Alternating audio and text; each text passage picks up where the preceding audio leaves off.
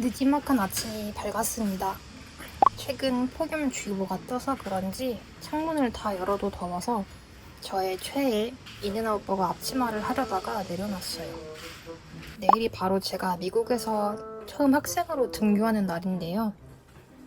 수업이 오후까지 있어서 도시락으로 김밥을 여러 개 싸두고 얼려두려고 해요.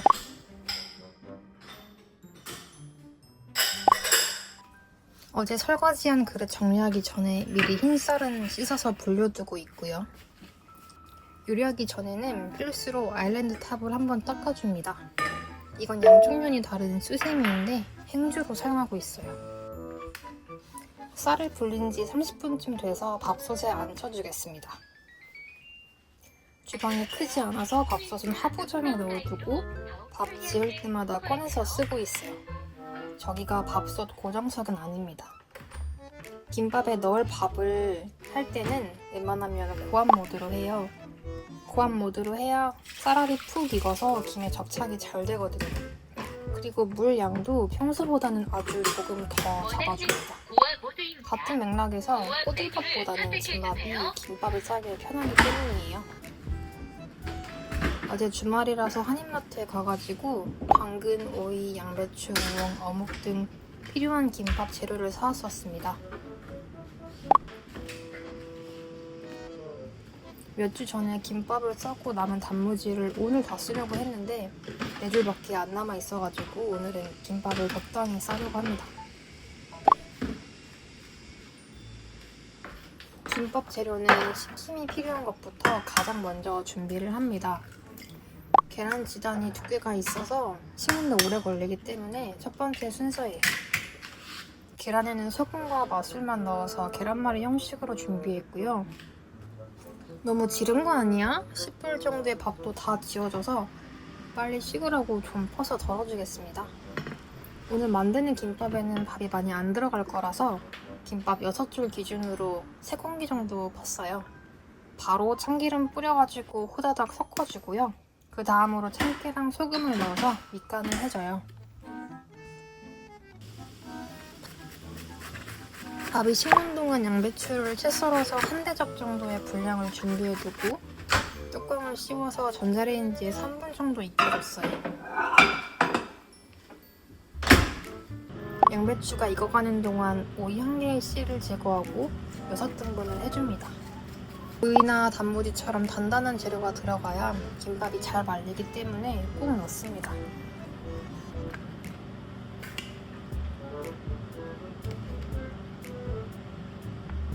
전자레인지에서 숨이 죽은 채썬 양배추는 더 큰 그릇으로 옮겨 담고요.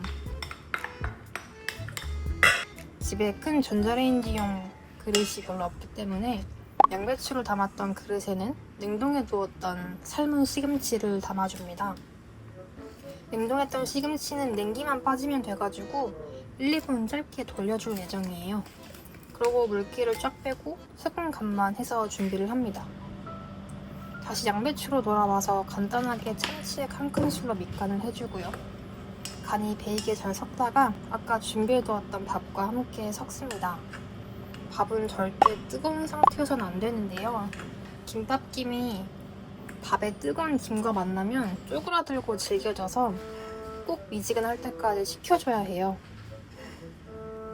당근은 채칼을 이용해서 준비한 뒤에 기름 두른 팬에 소금만 조금 뿌려서 익혔어요. 김밥에 들어가는 재료들은 생야채 제외하고는 약간이라도 간이 느껴질 정도로 소금 간을 해줘야 입안에서 씹을 때 싱거운 재료가 밸런스를 망치지 않더라고요. 맨 먼저 준비해서 식혀줬던 계란말이는 반으로 다 갈라주고요. 화면 아래에 보이는 저 오뎅볶음에는 고춧가루, 흑설탕, 참치액을 1큰술씩 넣어서 빠르게 볶아줬습니다.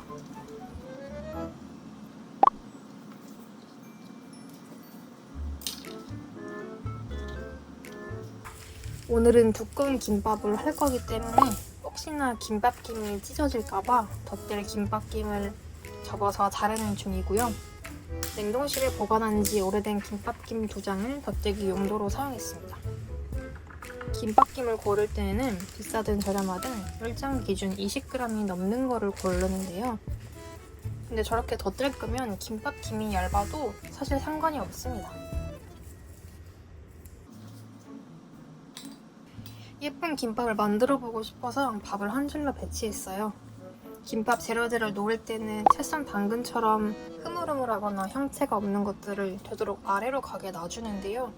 그래야 김밥을 말아 돌릴 때 재료들이 자유분방하게 튀지가 않더라고요.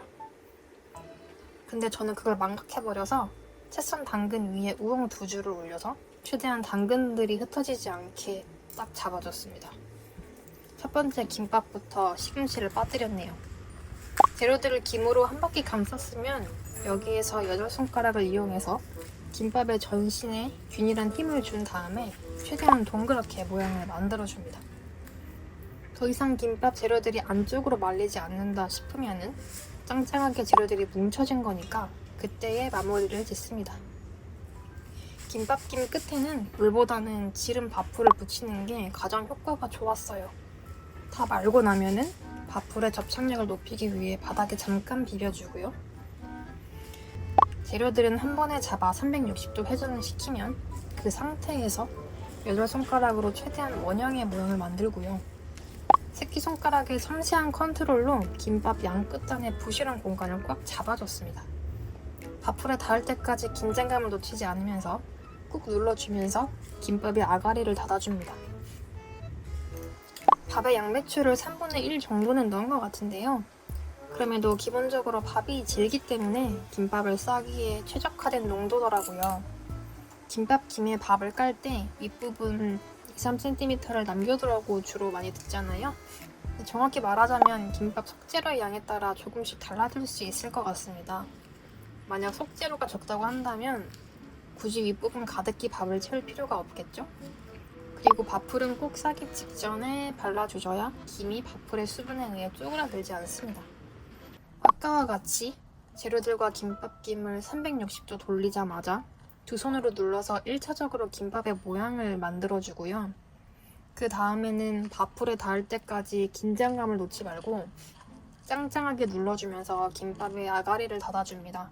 밥풀 접착면이 바닥에 가도록 살살 누르면서 2차적으로 김밥의 모양을 또 잡아줘요. 손에 밥풀이 여러 개 붙어 있는데 이건 밥 펼치기 전에 참기름 좀 묻혀주고 시작하면 좋아요. 미국에서는 국산 참기름이 귀한 관계로 저는 맨손으로 했다가 조금 귀찮게 됐습니다. 다 만든 김밥을 둘 때에도 최대한 평평하고 건조한 곳에 두어서 밥풀 접착면이 효과를 볼 수 있도록 해야 합니다. 5번째 김밥은 라이스페이퍼를 사용해서 더 두껍게 말아보려고 하는데요. 라이스페이퍼가 있으니까 덧들기용의 자투리 김밥김이 별도로 필요하지 않아요. 프라이팬에 물을 넣고 미지근하게 데펴서 라이스페이퍼 담근 다음에 김밥김 아랫부분에서 넉넉하게 2cm 정도가 겹쳐지게 올려줍니다. 남은 속재료들을 거의 다 소진할 거니까 가득 올려주고. 생각보다 라이스페이퍼가 질기면서 또 생각보다 얇아서 찢어지기가 쉽겠더라고요. 그래서 라이스페이퍼를 들어서 속재료를 감싸기보다는 그냥 덮어서 말아서 밀기로 했습니다. 역시나 360도 회전하는 도중에 손가락들로 김밥의 전신을 눌러주면서 속재료 가는 공간이 없도록 만들어주고요. 라이스페이퍼로 한 바퀴가 감기면 그때부터는 너무 짱짱하더라고요.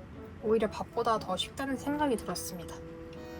한 바퀴 돌린 김밥을 느긋하게 냅두고 밥풀을 가져와서 붙이면 편안하게 완성입니다. 집에 만약 네모진 라이스페이퍼가 아니라 동그란 것만 있다? 그러셔도 충분히 짱짱한 김밥을 만들 수 있을 것 같아요. 흩날릴 수 있는 재료들 위로 단단한 속재료가 올라간 상태로 한 바퀴가 감기는 거라서 라이스페이퍼가 김과 만나면 그때부터는 확실히 수월해집니다. 밥을 넓게 펴서 김밥을 싸는 것보다 라이스페이퍼로 하는 게 더욱 쉽고 간편해요. 밥을 넣고 양배추를 채 썰어서 건강하게도 만들어 볼 수 있을 것 같습니다.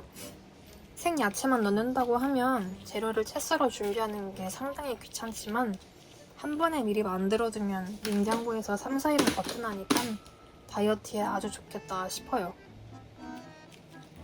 단면이 너무 궁금하니까 전부 다 반으로 갈라봤습니다.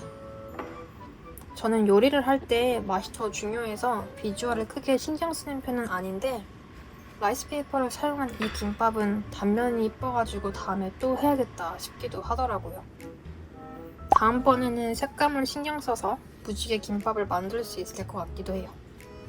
아직 갈 길이 먼 김밥 실현이지만 이 정도면 나름대로 어느 정도의 수련은 마친 듯합니다.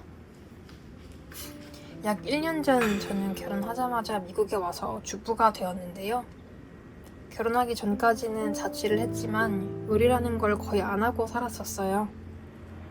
학교 기숙사에 살 때는 교내식당에 가면 됐고 회사원일 때는 점심에 회사 구내식당을 자주 이용했었거든요. 심지어 저녁도 먹는 경우도 많았습니다.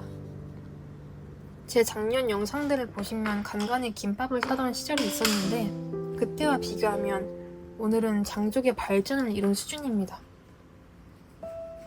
작년부터 1년 넘게 전업주부로 미국에서 살면서 집에만 있으면서 일상에서 성취감을 얻을 만한 뭔가를 할 때가 언제였나 싶었는데 오늘은 왜인지 모르게 아주 오랜만에 미국에 와서 스스로가 정말 대견하고 뿌듯합니다. 고작 김밥 하나 싼 걸로 뭘 그렇게 대단하다고 그러는 건가 싶으실 수도 있을 텐데 살다 보니 그렇게 되더라고요. 미국에 오기 전에는 대학교 때의 전공을 살려서 취업을 했었고 많진 않아도 내 한 몸 건사할 수 있을 정도로 돈을 벌고 그 과정 속에서 나라는 사람이 좋아하고 또 잘할 수 있는 것이 무엇인지 알아갈 수 있었어요. 그런데 결혼하자마자 미국에 왔고 미국에서는 영어도 완벽하지 않은데 경력도 없는 탓에 대학교 전공을 살려서 취업하는 게 하늘에서 별따기였습니다.